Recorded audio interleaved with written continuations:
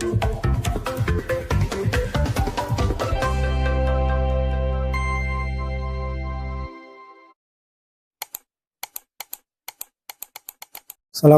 warahmatullahi wabarakatuh. Bismillahirrahmanirrahim. Nahmaduhu wa nasta'inuhu wa nastaghfiruhu wa na'udzu billahi min sururi anfusina wa min sayyiati a'malina may yahdihillahu fala mudhillalah wa may yudlil fala hadiyalah. Asyhadu an la ilaha illallah wahdahu la syarikalah wa asyhadu anna Muhammadan abduhu wa rasuluhu la nabiyya ba'dah. Allahumma shalli ala sayyidina Muhammad wa ala ali sayyidina Muhammad. Alhamdulillah, malam hari ini kita masih diberikan kesempatan oleh Allah Subhanahu wa taala melanjutkan pengajian rutin kitab Bulughul Maram min Adillatil Ahkam. Bismillahirrahmanirrahim. Qala al-musannif rahimallah wa nafa'na bi'ulumihi fid dharain amin ya rabbal alamin. Wa an Aisyata wa Ibnu Umar radhiyallahu anhum qala la yurakhas fi ayyamit tasyrik ayyusamna illa liman lam yajid al-hadya. Rawahu al-Bukhari. Ini masih menjelaskan terkait dengan bab diharamkannya atau dilarangnya puasa dan puasa-puasa yang disunahkan. Di antara hadis tersebut selain yang kemarin kita kaji adalah hadis riwayat dari Sayyidah Aisyah dan Ibnu Umar. Yang keduanya mengatakan lam yurakhas fi ayyamit tasyrik ayyasumna, tidak diizini berpuasa di hari tasyrik, di ayyamut tasyrik. Ayyamut tasyrik itu berarti jumlahnya ada 3 hari. 3 hari setelah Idul Adha, itu namanya ayyamut tasyrik. Di hari-hari itu, di 3 hari setelah Idul Adha itu, lam yurakhas ayyasumna, kita tidak diizini untuk melaksanakan puasa. Kalau hadis-hadis yang kemarin itu dikatakan sebelumnya bahwa ayyamut tasyrik ayyamul akli wa syurbin wa dzikrillahi azza wa jal. Nah, itu kata Kanjeng Nabi bahwa ayyamut tasyrik adalah hari makan-makan dan hari minum-minum, dan hari berzikir kepada Allah atau hari takbiran. Di ayyamut tasyrik itu masih disunahkan untuk takbiran, takbir.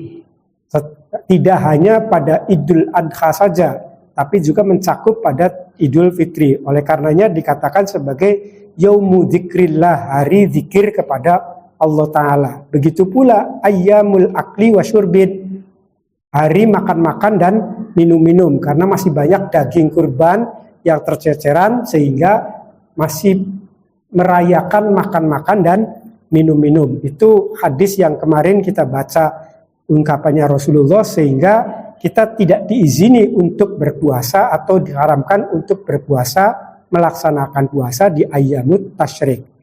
Illa liman lam yajid al-hadya, kecuali bagi orang yang tidak menemukan dam haji.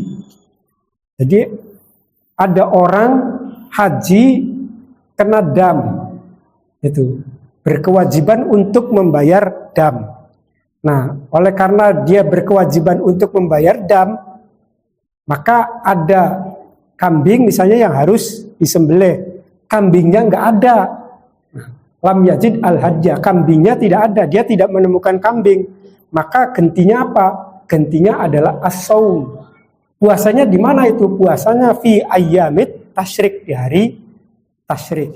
Tapi bagi orang haji yang tidak terkena dam karena tidak melanggar peraturan hajinya, rukun hajinya tidak dilanggar sama sekali, berarti tidak berkewajiban dam, maka dia juga tidak diperbolehkan untuk berpuasa di ayyamut tasyrik. Apalagi orang yang sedang tidak melaksanakan haji, itu hukumnya haram untuk melaksanakan puasa di ayyamut tasyrik.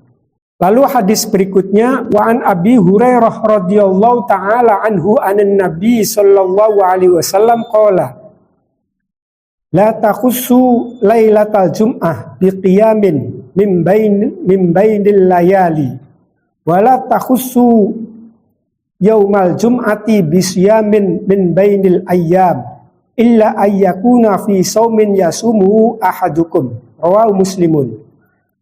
Hadis yang diriwayatkan dari Abi Hurairah radhiyallahu taala anhu dari Nabi Muhammad sallallahu alaihi wasallam mengatakan la takhussu lailatal jum'ah biqiyamin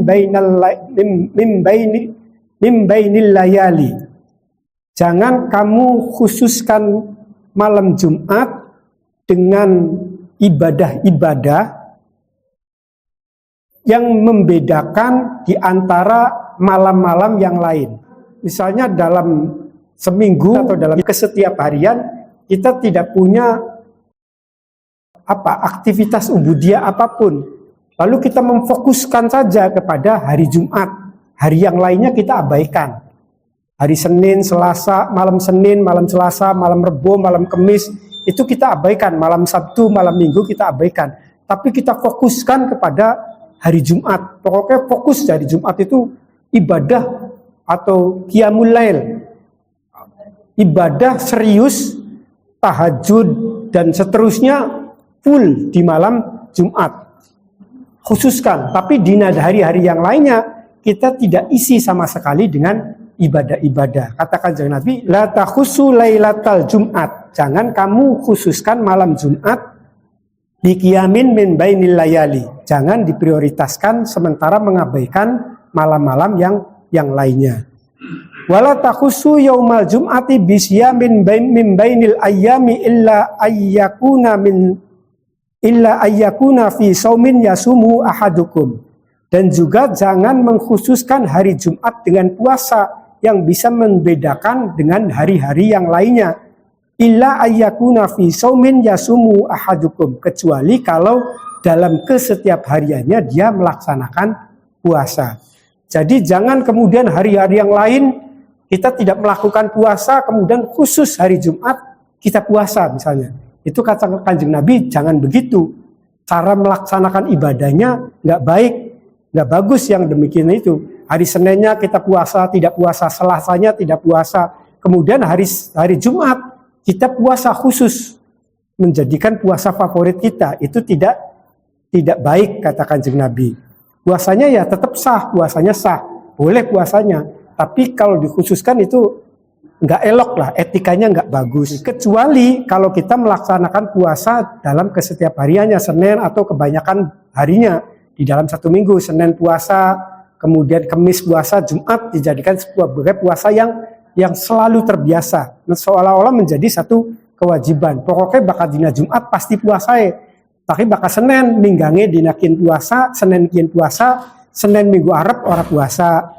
Kemise ninggange ora puasa, Minggu Arabnya kemise beli puasa. Yang demikian itu mengkhususkan Jumat enggak apa-apa. Hadis selanjutnya wa anhu aidon radhiyallahu anhu qala. Dan juga dari Abi Hurairah radhiyallahu anhu qala. Dia mengatakan qala Rasulullah sallallahu alaihi wasallam la yasumanna ahadukum yaumal jum'ati illa ayyasuma yauman qablahu au yauman ba'dahu, muttafaqun alaih. Rasulullah sallallahu alaihi wasallam bersabda, jangan kamu puasa hari Jumat. Jangan di antara salah satu kamu semua berpuasa di hari Jumat. Illa ayyasuma yauman qablahu au yauman ba'dahu. Kecuali dibarengi dengan puasa hari sebelumnya atau hari setelahnya. Jadi kalau puasa hari Jumat, bagusnya itu yang paling afdolnya kalau mau kita puasa hari Jumat, maka Kemisnya puasa. Atau misalnya Kemisnya tidak puasa, maka Sabtunya puasa. Jumatnya itu ditemani dengan hari sebelum maupun sesudah. Pelarangan tersebut tidak menunjukkan makna haram. Yang tidak dapat itu nilai afdoliyahnya. Wa anhu aidon anna Rasulullah sallallahu alaihi wasallam qala idzan tasafa Sya'banun fala tasumu rawu al-khamsatu wastankarahu Ahmadu. Dari Abi Hurairah juga bahwa Rasulullah Shallallahu Alaihi Wasallam mengatakan idan tasifa Sya'banun, apabila bulan Sya'ban sudah melewati separuhnya, fala tasumu, maka jangan kamu berpuasa. Jadi kalau bulan puasa tanggal 1, 2 sampai tanggal 15 lebih, nah itu kata Kanjeng Nabi, jangan kamu berpuasa. Fala tasumu rawahu al-khamsatu wastankarahu Ahmad. Hadis ini diriwayatkan oleh 5 imam dan diingkari oleh Imam Ahmad. Hadis selanjutnya wa anis Somma binti Yusri radhiyallahu anha anna Rasulullah sallallahu alaihi wasallam qala la tasumu yaumas sabti illa fima ufturidu alaikum fa illam yajid ahadukum illa liha'a inabin aw 'uda syajaratin falyamduha rawu al-khamsatu wa rijaluhu thiqatun illa annahu muttaribun wa qad ankara Malikun wa qala Abu Dawud wa mansukhun. Hadis ini dimansuh, dibatalkan menurut Abu Dawud. Menurut Abu Dawud hadis ini adalah hadis batal, hadis yang sudah dimansuh. Apa isinya itu? La tasumu yaumas sabti, jangan kamu berpuasa di hari Sabtu. Loli puasa di Sabtuku. Kenapa? Illa fima ufturidu alaikum, kecuali kalau berkewajiban untuk orang yang dibebani berkewajiban untuk melaksanakan puasa. Contohnya apa? Contohnya mengkodui puasa Ramadan. Bulan Ramadannya ana sing batal sehingga wajib untuk mengkodoi. Bulan Ramadannya ninggange sedang berhalangan, sedang datang haid, maka harus dikodoi di hari yang lain. Mengkodoinya itu dilaksanakan pada hari Sabtu, maka itu boleh. Fa illam yajid ahadukum illa liha'a inabin aw 'udi syajaratin falyamduha. Apabila maka kalau tidak salah satu di antara kamu sekalian tidak menemukan kulitnya anggur, tidak menemukan kulitnya anggur, aw 'udi syajaratin atau kayunya pohon, falyamduha, maka menggayam atau mengunyah. Maksudnya apa? Supaya orang puasa gitu. Itu sampai begitunya. Kanjeng Nabi melaweni puasa di Sabtu sehingga walaupun di sana kondisinya tidak ada makanan, yang kamu temukan hanya kayu pohon saja, maka kunyahlah kayu pohon itu.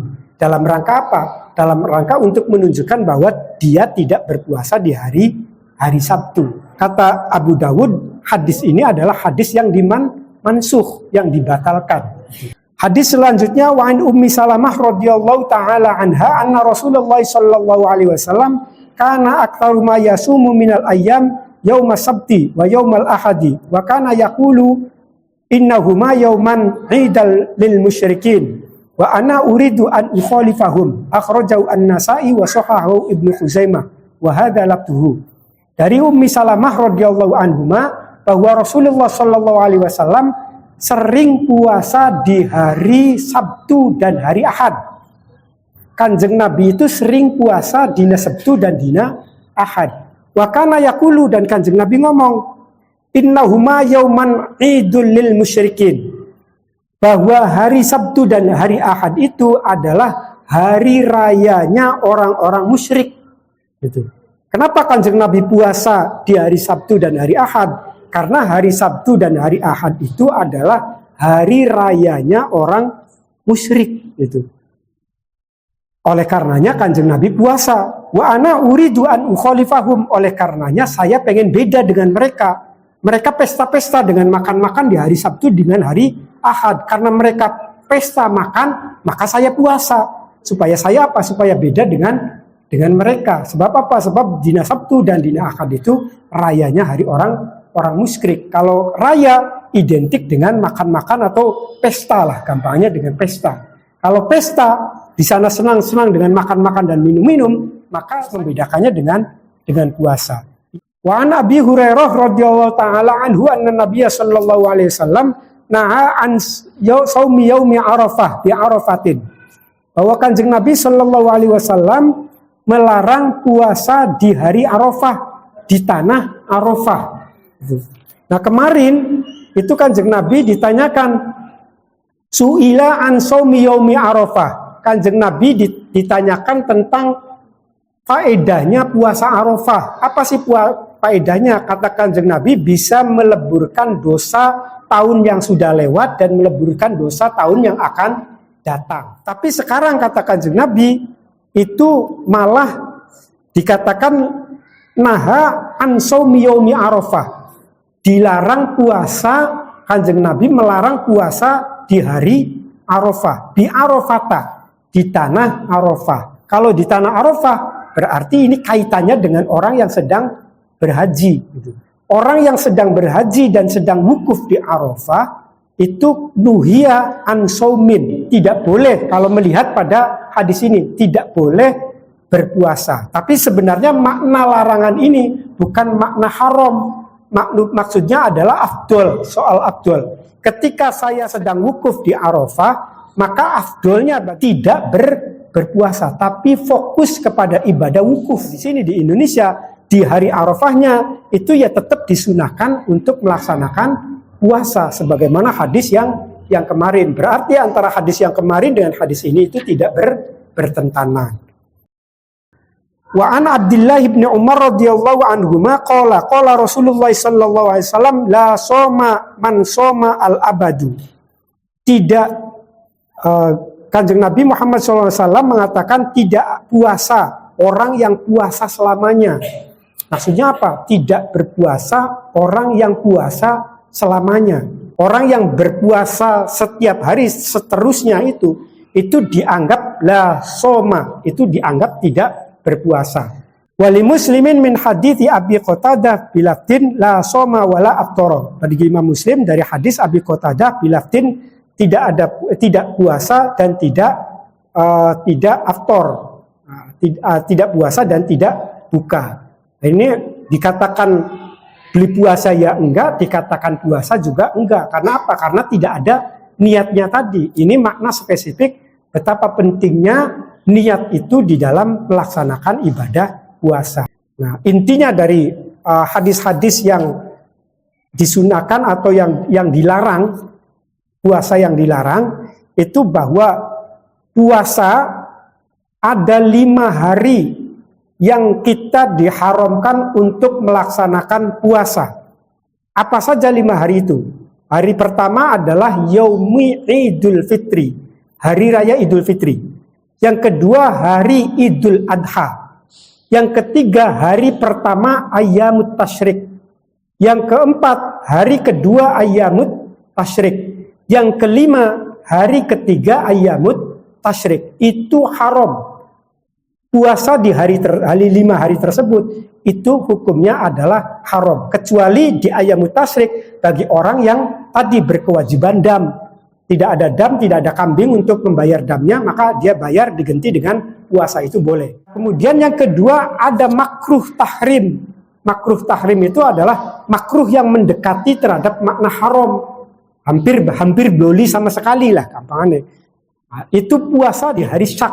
Di hari Syak itu sehari sebelum bulan Ramadan.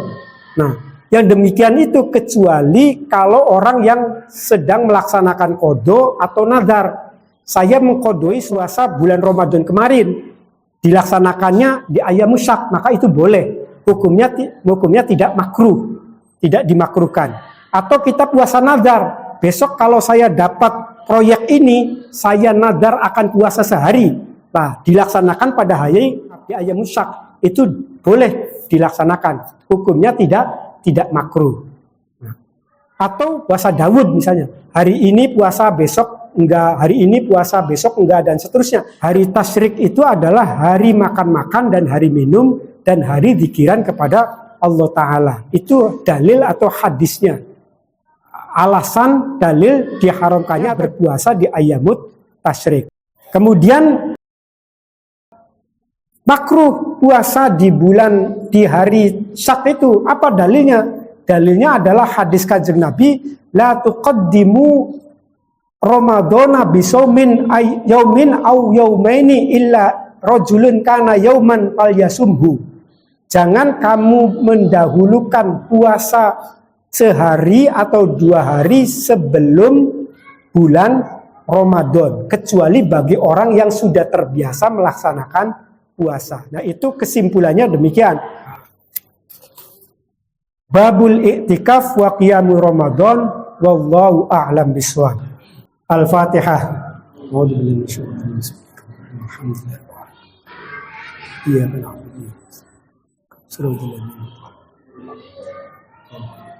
Assalamualaikum warahmatullahi wabarakatuh.